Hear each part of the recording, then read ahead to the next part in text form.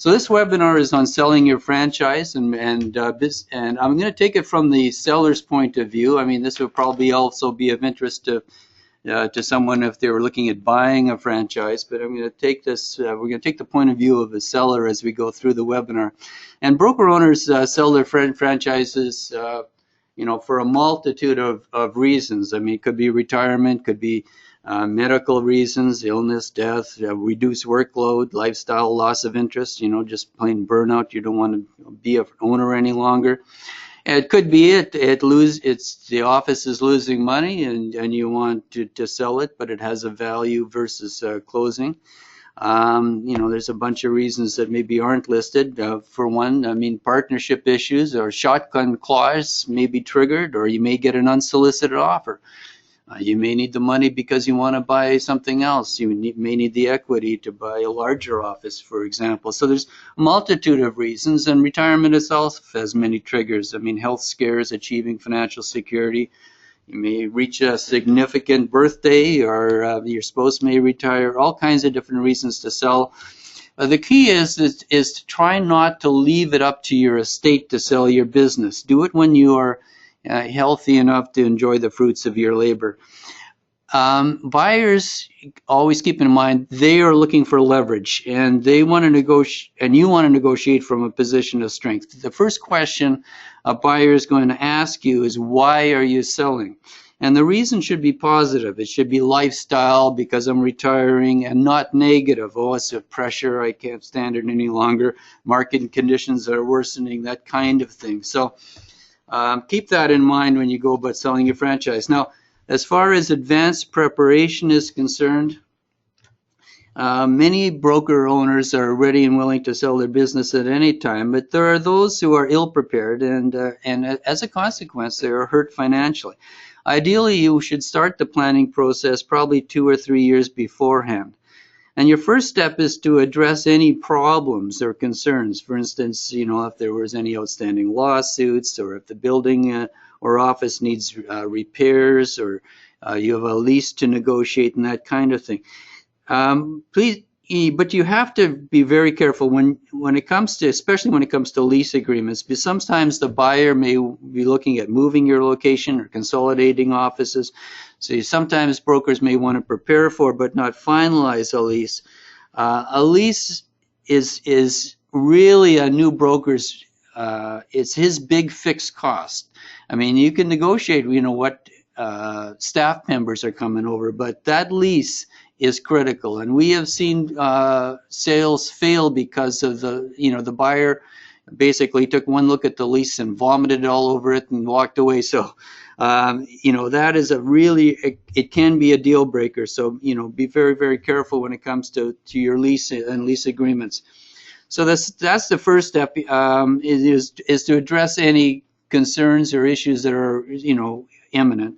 The second step would be to address the office's physical attraction. The new owner is going to be looking at your office in the same eyes as a potential recruit, because she knows this office is a showcase for recruiting agents. So they want to see a very attractive premises in a very good location if you have one. So think of the 3 C's of staging. Is it clean? Is it clutter-free? Has it got color? Is it vibrant? Is it showing well? So that's really the second step that, as you prepare to sell. And the third, of course, or probably the first order of business, is your office is going to sell based on income and cash flow. So are these maximized? And I have seen cases where a new owner has come in and immediately raised fees with no ill effect. And basically, he's increased his equity at the expense of the previous owner. So you want to feel pretty confident that the fee that you're getting is competitive and that is justified in that market. So you want to take steps as far as fees. Take a hard look at them. If the fee increase is warranted, do it now so that you can get the benefit of that equity when you sell. Of course, it's always easier to sell a profitable office. However, even offices that are losing money have value. And a little later on in the webinar, I'm going to discuss how you would value money-losing offices. So what do you do to make your business more attractive? Well, the first thing I would suggest is make an assessment of the business's strengths and weaknesses. Sit down, list the selling features that you would articulate to a buyer. What are your competitive advantages vis-a-vis your competitors or maybe other RE/MAX offices? So, list what value you're offering, because you're going to be articulating that to the buyer, like I said, and it also will maybe highlight some possible items that need to be addressed. The buyer, in most cases, where is the buyer going to come from? Well, it's usually other brokers, and frankly, it's other brokers that are usually RE/MAX brokers that are close to you. I mean, that's typically who we see buying offices in most cases. I can give you plenty of examples. Charlie and Mike were in Nanaimo. They bought the Victoria office last year. Dave Proctor last year, who was in Comox, bought the Campbell River office. Ayaz and Sam in Edmonton had a commercial office, and they bought RE/MAX Excellence. Brad Marsh owned the 100 Mile House. He ended up buying the Vernon office, and then he bought the Kamloops office from Alex, and Alex bought the Kamloops office from his office in Chilliwack. So normally it's a proximity issue. As broker owners with RE/MAX, they know the value of the brand. They know how to operate a RE/MAX office, and they're your most likely buyers. But you're not your only buyers. I mean, sometimes it's a merger with someone that's close by. We had in Golden Century 21 office by Gary Audie. He owned that. He bought the RE/MAX office and merged it. Sometimes it'll be from one of your sales associates or managers. I mean, we have Norma Jean Kinch bought the Cochrane office. She was a sales associate there. Bobby Moman in Grand Prairie. Richard Grease was a sales associate in Canmore. Dion Todd in Medicine Hat. Rick Campos, who bought RE/MAX first in Calgary. Sales associates who decided to take a step up, and a lot of times have the money to do so. Sometimes it's a manager in a close office. I mean, you had Deborah Moore, who was managing the office in Kelowna, who bought the Penticton office, that kind of thing. So there are usually people, sales associates and brokers in close proximity to your office who will end up buying your office. So how do you go about marketing to these folks? Well, a lot of broker owners have a justifiable fear of broadcasting the fact their office is for sale, because their competitors if they learn of a forthcoming sale, will use this as an opportunity to target your sales associates in their recruiting efforts. And this is a very justifiable concern, as any management change is a trigger for agents to relocate. And I know myself, when I was recruiting, if I saw any hint that the management was going to change in an office, I started recruiting, calling agents and starting to talk to them, saying, listen, you're going to get new management anyway, you may as well come over to my office, that kind of thing. But owners that run really good offices are usually fairly secure in that respect. And if the broker owner is strong and trusted by the sales associates, and if there's great synergy in the office, this is much less likely to be a concern for them. You're selling the services of these agents, and so you just don't want to reduce your price by having any of these agents depart. You want to expose your franchise to as wide as possible market, though. I mean, I have numerous occasions where I've heard broker owners say, when they learned of an office that sold, say, darn, if I'd only known he was thinking of selling, I would have loved to have put an offer in on that office. I can't tell you the amount of times I've heard that. So, I mean, you can't keep it a secret, especially to the most likely prospects, those broker owners close to you. Sometimes you don't like, you're nervous about telling brokers that RE/MAX brokers close to you, but they are your most likely to buy it. And they have the resources to buy it. So try to expose it to as large a number of people as possible. And you can use vehicles for this, like REM magazine is often used, that kind of thing. Social media groups, trade publications like REM, like I said, and just word of mouth. Keep in mind that a broker, if you tell a broker that your office is you're thinking about, selling at some point, he's not going to tell his agents. I mean, brokers have no interest in having one of their agents come over, buy an office in close proximity to them, and move over all their friends. So if you're by telling a broker, if you're thinking you're telling that broker's agents, you'd be mistaken. So, if you're confident in what you're selling and in your in your office, you shouldn't have any problems going about, making it known. A lot of brokers will do that. They'll go have a sales meeting and they'll say basically, I'm not getting any younger. I'm thinking maybe 1 or 2 years down the road. I'm not maybe nothing imminent, but I'm looking at other opportunities, retirement. So if you know of anybody, let me know. And so a lot of agents, they like to know that because they like to select the new broker owner. Frankly, I mean, they have a vested interest in having someone good and competent running that office, and so they can help you in the marketing process. And a lot of times a new owner comes in as a partner, and we've seen that in a host of cases. I mean, you have Larry Stewart, who joined as a partner in Morley's office in Saskatoon. Doug Coop became a partner in Remax Professionals with Rick Bumfrey. Carl Bretzloff came in as a partner with Joe Gaglione. Brad Marsh became a partner with Brian. Ray Yankena originally became a partner in his office. So a lot of times that the new eventual owner will come in as a partner. It allows them to get a feel for the synergy and the rapport in the office, and build relationships with the sales associates. You should also tell the franchisor, meaning myself, someone like Roy or Pat. You should be telling us that you're thinking of selling. I had a call. I had a call yesterday from a broker who is looking to buy an office. We get calls all the time, and if we know that you're selling, then we will try to put you together. Because in a lot of circumstances, we will not be selling new franchises in areas where we dominate, and as you know, we dominate in many, many areas. So we're reluctant to add new franchises in these areas. Calgary, Edmonton would be prime examples. So in those cases, what we're looking for is maybe if we find someone great. I mean, we're always on the lookout for great brokers, and if we find someone and we can match them up with someone that we know is interested in selling, then that's what we would like to do.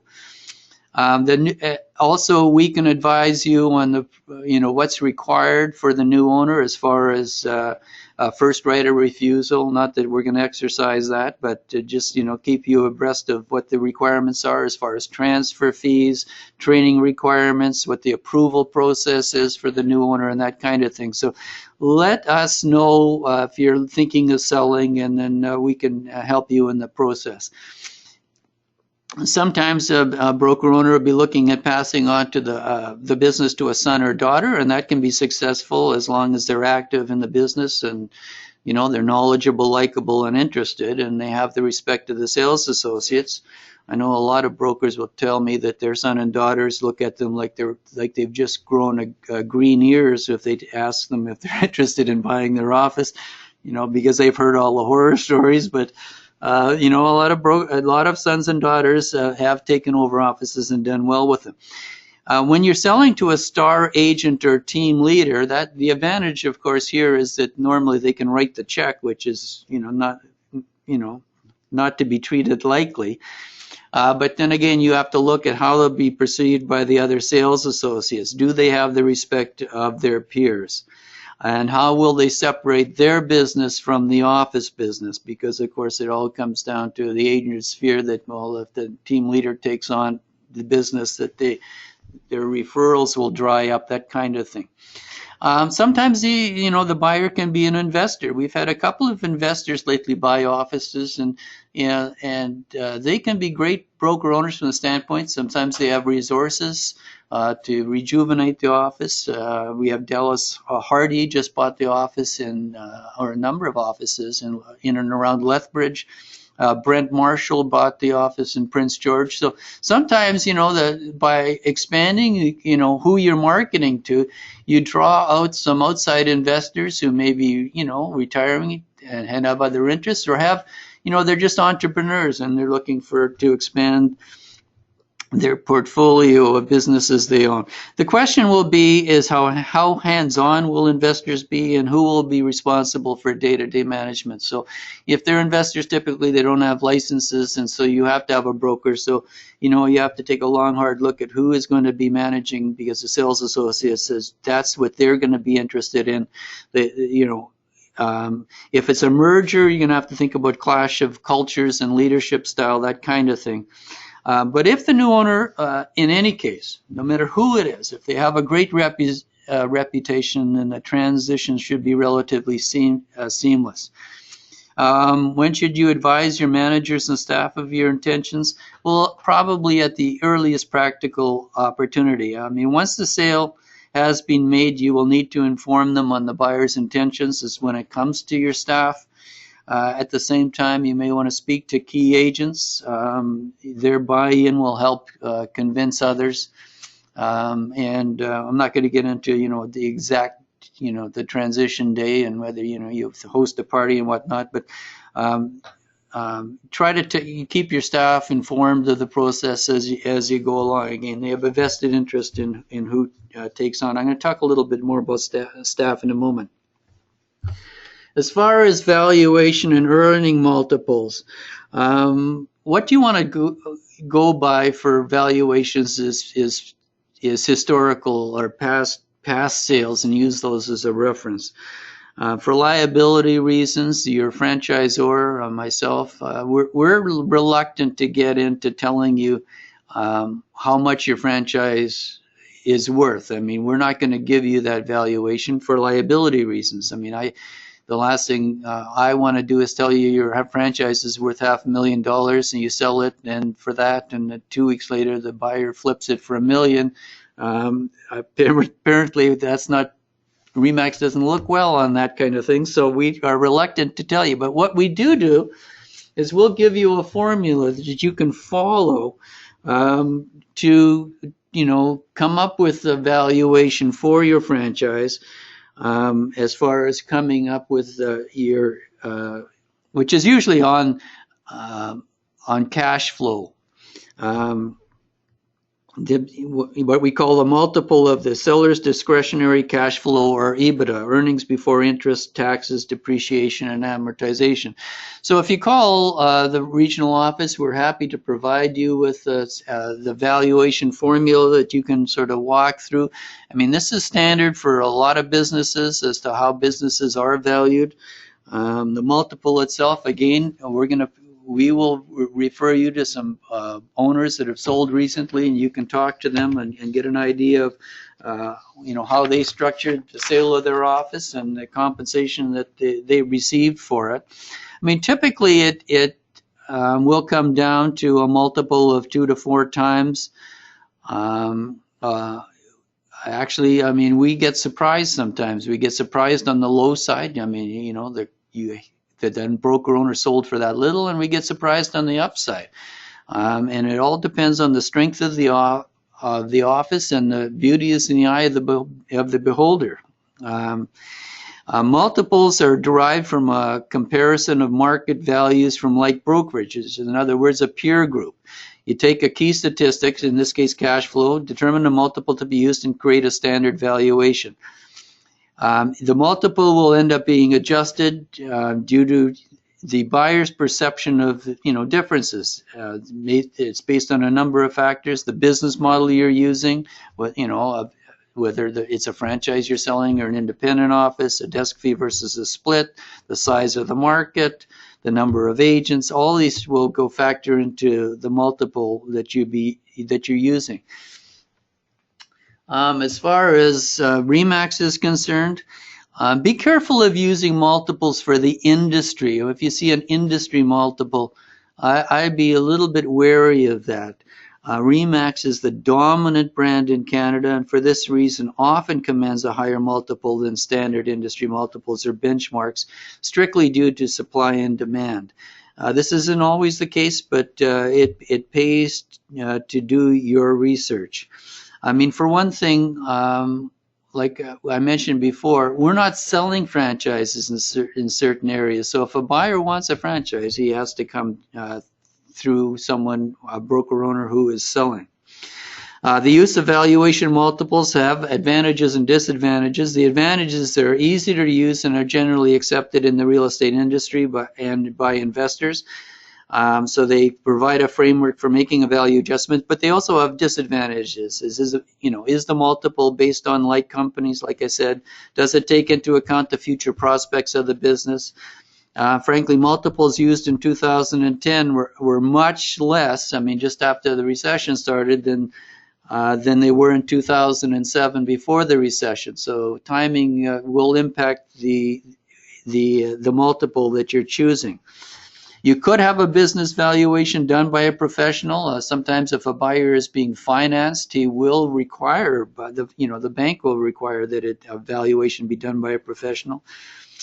So those valuations are regarded favorably by potential buyers. So you could hire a business broker, employ a company, or get an accountant to come up with a valuation for your company. You should talk to your accountant regardless. If you come up with a value for your office on your own, I think it's just prudent on a business owner to talk to the accountant about the valuation and the tax ramifications that come into in effect if you sell the office. I'm going to talk a little bit about that as we go further.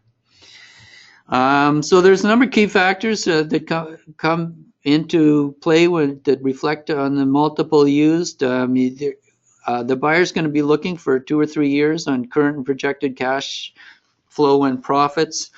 The value of the tangible assets, I'm going to talk a little bit more of that in a minute, because that's an important factor when it comes into especially weighing offices that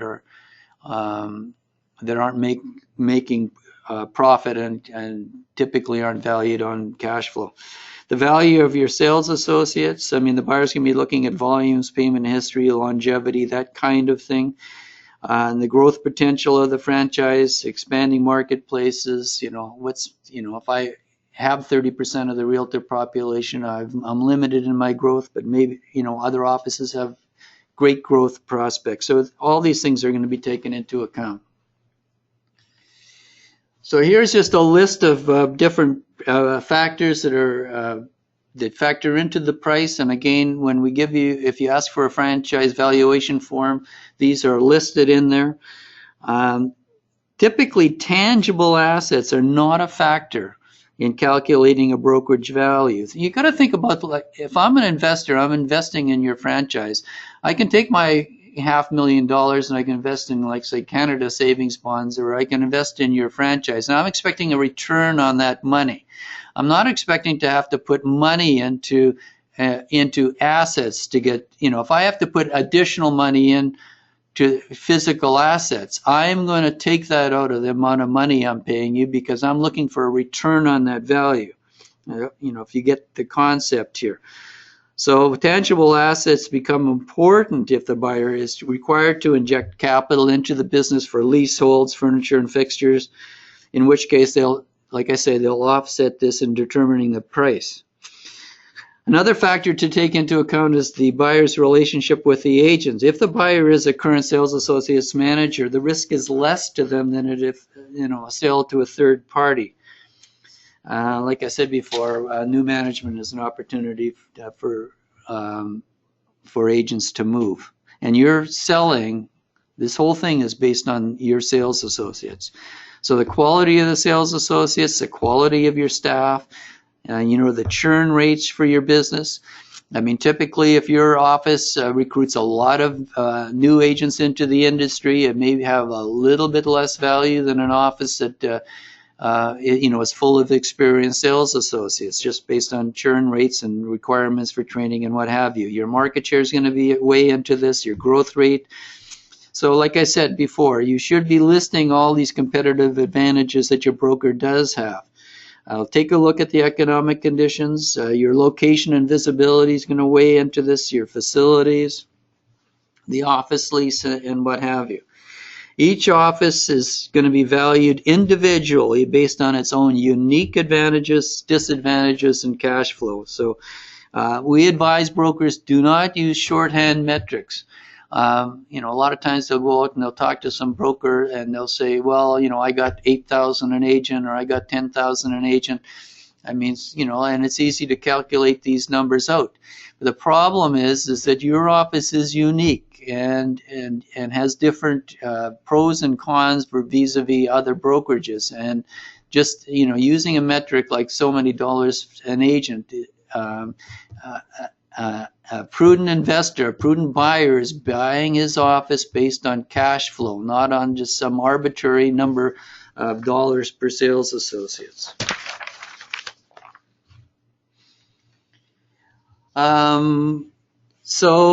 Agents are your critical metric, as I said. There are a number of elements that figure into the final sale price, and one of the intangibles is the broker's your need or urgency. Again, we're getting back into the buyers looking for that reason you're selling. Conversely, like I said before, buyers sometimes don't have any options. I mean, if they want to buy an office in most small markets, we're not interested in two RE/MAX offices in any given market. We want one healthy office, and so they have to come through you, which is another reason. If you know that RE/MAX name, you can sometimes, if your office is well run, demand a premium. So what's the advantage? And so what are the advantages of buying existing versus startup? And like I said, the one reason is there may not be a chance for us to buy a startup. So so that's a big advantage to the seller. The location of your office is an advantage. If you've got a great location, it's going to be worth money. The tenant or improvements or leasehold improvements in your office is going to add value to your office. Your current lease, the terms and ability to renew is going to be one of the most critical factors, aside from your sales associates, that a buyer is going to be looking at. Experienced staff is a big advantage to someone vis-a-vis opening up a brand new office. I mean, it's a going concern. I mean, all the systems and things are in place if you buy an existing office. Furniture, fixtures, all this stuff a buyer would have to go out. So it's if a buyer's looking to buy an office and he wants to buy it quickly, he's going to buy an existing office. So there's a lot of advantages. If a buyer tells you that they're thinking of starting something from scratch, you have a lot on your side that you can argue is important. Tenant improvements are, like I say, are critical. Starting from scratch, buyers got to face a large expense for leasehold improvements. That can be $50 to $100 a square foot, amortized over 5 years of the lease. And at a time when for a lot of buyers, money is in short supply. They've just outlaid the money to buy your office. So keep in mind that, and this is an important point, real estate offices are valued on earnings before interest, depreciation, and taxes. So based on cash flow. Cash flow does not take into account the tenant improvements. So a buyer of an existing office is paying $0 for tenant improvements, whereas a buyer of a startup has that cash outlay. So that makes it a significant factor. A buyer may pay $150,000 for leaseholds to develop an office. If he buys yours, he's really not paying, he doesn't have that outlay. He's buying it strictly on your cash flow. Really important factor to keep in mind. And it also holds true for furniture, fixtures, equipment, office sign purchases, and all the rest. What about offices that are losing money? Let me just talk about this for a second before we move on here. As you know, profitable office is based on cash flow. For a money-losing office, that option is not available. I mean, you may be breaking even. A lot of broker owners, They're basically they use the office as a vehicle to go sell real estate. They're happy to to own the office, but they're not really interested in maximizing maybe the profits of the office. So when they come to sell, they say, well, it's not making any money, or it's breaking even, that kind of thing. What is the value of that office? And of course, the value now is going to come down to the sales associates. So a buyer in that case is going to be may still use a multiple.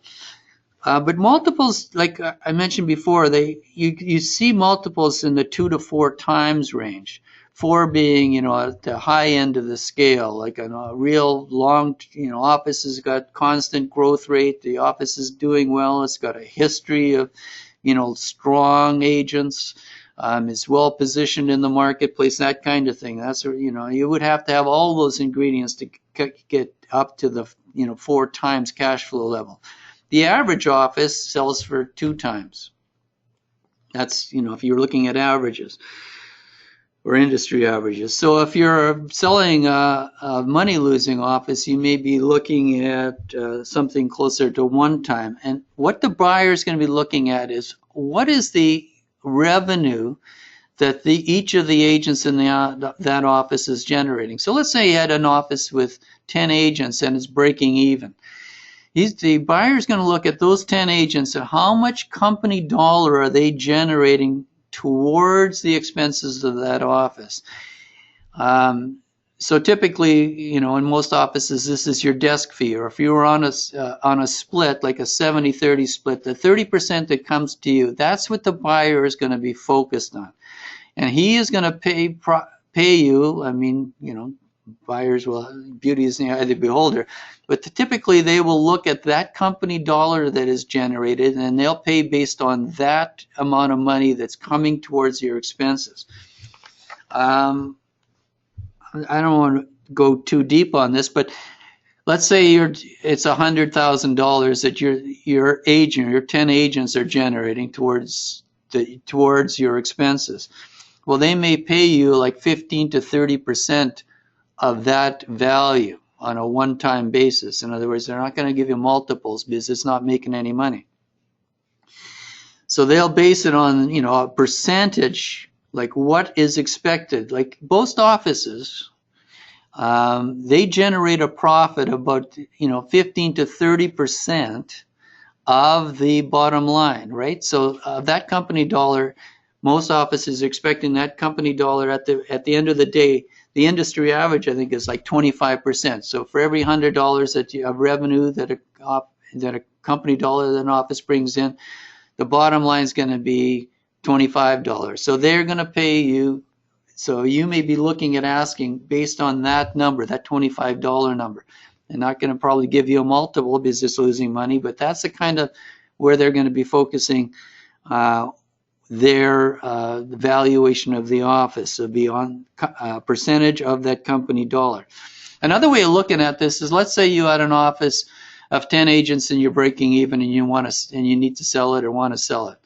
If I'm a buyer, I may say, well, this office looks like it should have, if it was operating in a decent market, 20 agents. This broker owner's got 10. At 20 agents, I'm expecting it to make $75,000 a year, just to pick a number out of thin air. Well, he's got half the number of agents to get me there, so I may pay that broker owner half of $37,500. There's just, those are kind of things you have to keep in mind. And also, you're also keeping in mind that the buyer has an option of buying your office vis-a-vis buying a startup. In some markets, buying a startup's not practical, and so again, that's beauty is in the eye of the beholder. So if you do have an office that's just breaking even and maybe not making a lot of money, think about that way of evaluating, and we can discuss that individually if you want to let me know. As far as financing an office, the more cash paid up front, the less the price.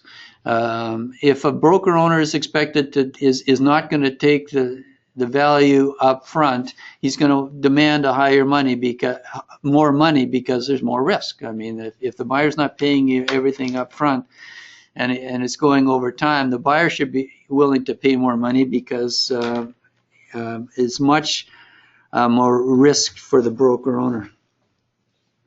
The previous owner may be paid out over 6 months to 2 years. Frankly, typically most owners want all of the money up front. I mean, 9 times out of 10, that's the way brokerages are bought. You expect the buyer to go out and finance it themselves. Sometimes, though, that's not practical, and the owner will take a payout over six months to 2 years, with a higher price. Any longer than that, and the seller is going to be asking themselves the question, why should I be paying myself out of my own profits? I mean, the buyer comes in, doesn't give me much money down, and then he's just going to pay me out of future earnings that I would have gotten anyway if I have to stay around and babysit this while he, forms his relationship. So you expect a healthy amount up front. And like I say, in most cases, the full purchase price is paid up front, but in certain circumstances, to get the right buyer, for instance, or, for cash flow reasons for the buyer and whatnot, you can take it over time on a set payment schedule. Typically, we do see cases, I shouldn't say typically, but, where the buyer will put 20 to 40% down and pay on an earnout.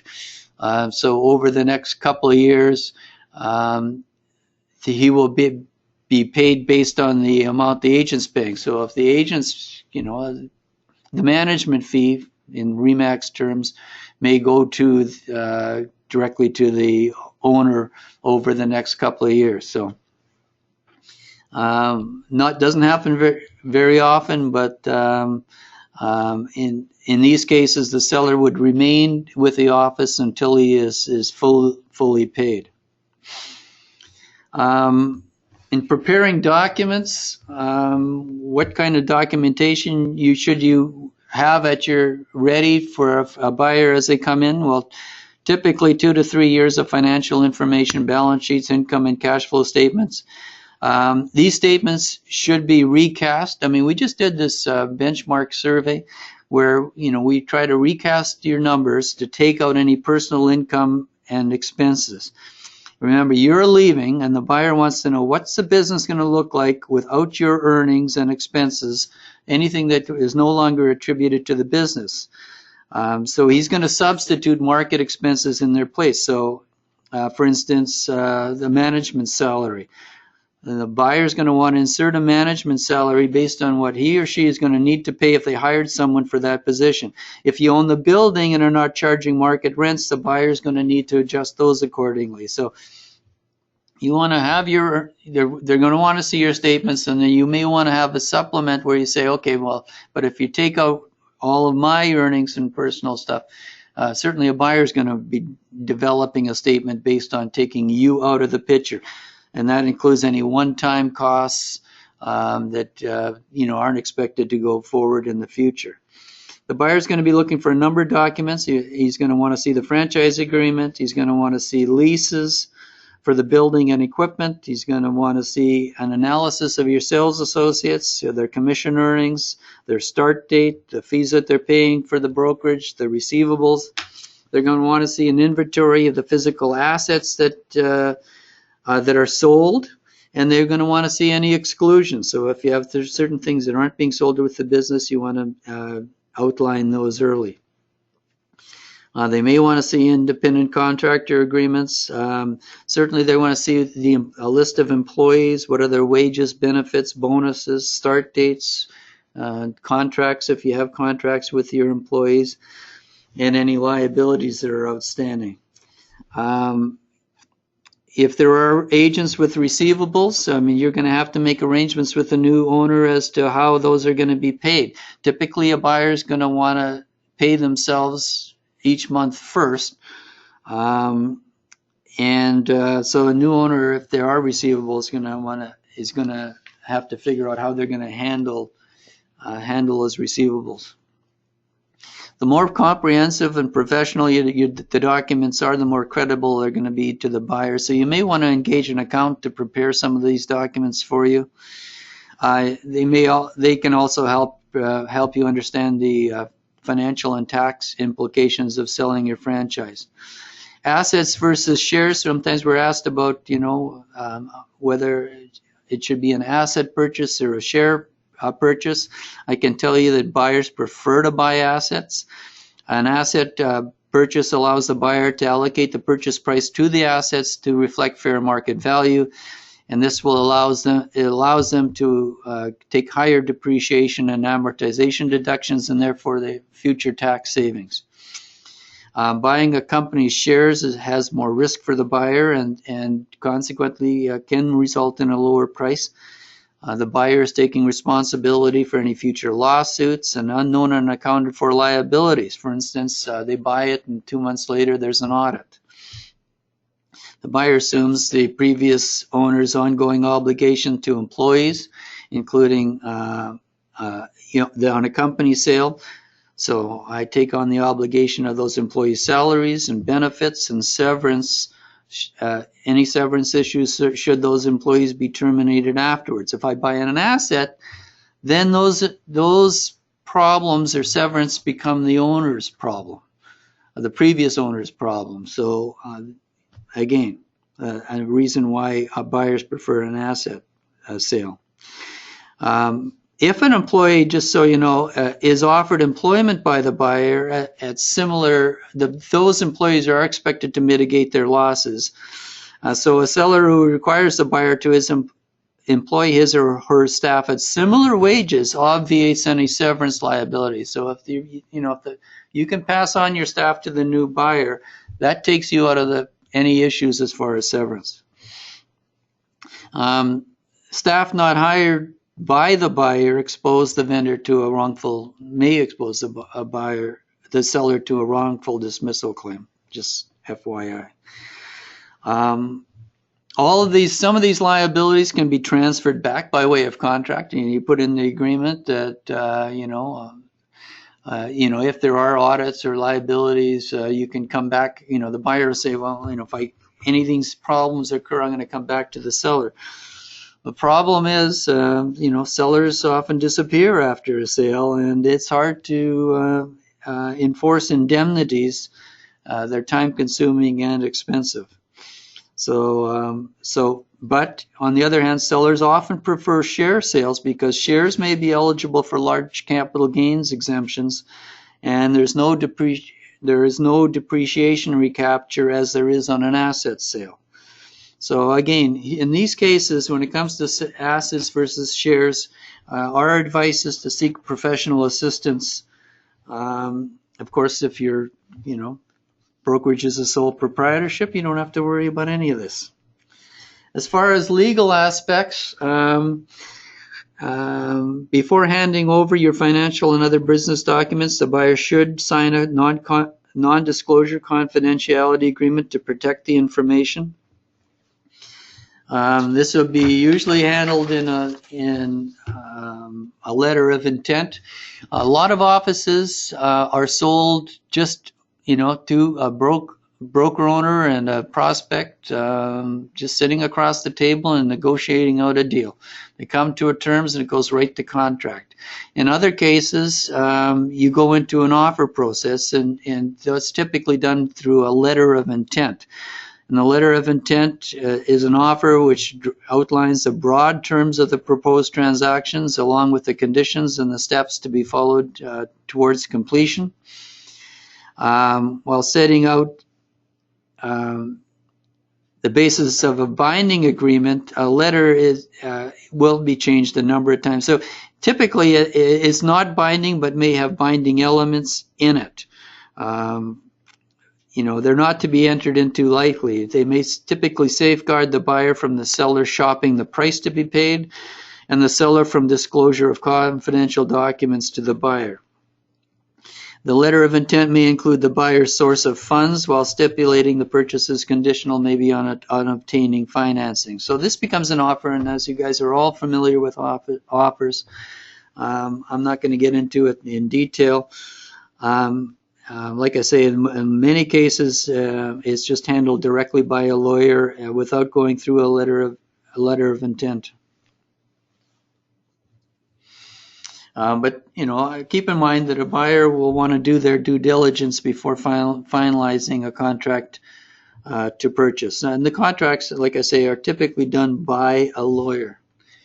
As far as restrictive covenants are concerned, try to limit their scope. So if a buyer's buying your office and he wants to put in restricted covenants, like you promise that you won't walk within 100 miles of that office ever again, you want to first limit the geography. I won't compete or buy an office within 2 miles of the office I'm selling. So you want to limit the geography to the to the city, or as opposed to maybe the province. You want to limit the time span, how long that you're going to be restricted. And third, you're going to limit the type of activity. You may want to sell real estate. You may want to manage an office. So you want to limit these restrictive covenants. You may try to get a non-solicitation agreement. In other words, just I promise not to solicit my former agents. Maybe that will suffice for a buyer. You may agree to sign a non-disclosure agreement preventing you from using your knowledge of confidential information to gain a competitive advantage. Don't assume that a court's going to overrule this. I mean, if you've negotiated it, a court is going to take the attitude, in our experience, that you went in good faith, the buyer went in good faith, and they will hold you to your covenants in these cases. I mean, on a sale. So I'm not exactly sure. I think we're 45 minutes now. That's not too bad, Derek. You did well. We're right on time. The last item I'm just going to quickly cover is letting go. And for many brokers, I got to tell you, this is not easy. And in many cases, you've invested a lifetime building your business, and your identity is an integral part of it. Selling your business means losing influence, recognition, and severing some long-term business relationships. And many brokers, for this reason, they hang on too long, and the impact is felt in their price.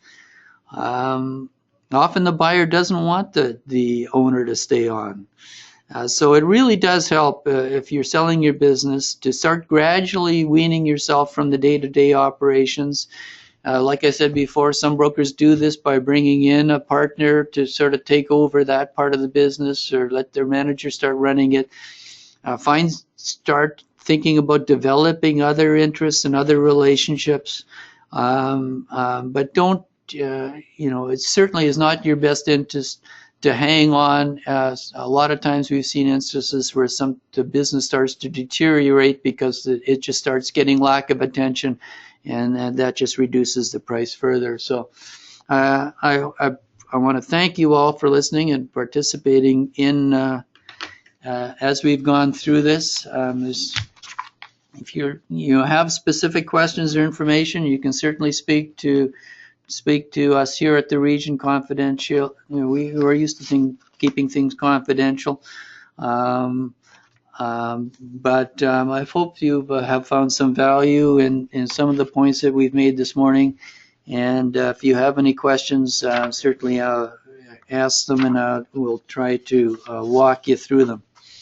Like I said before, if you are thinking about selling or buying an office, we do provide valuation forms that they can walk you through developing a price point.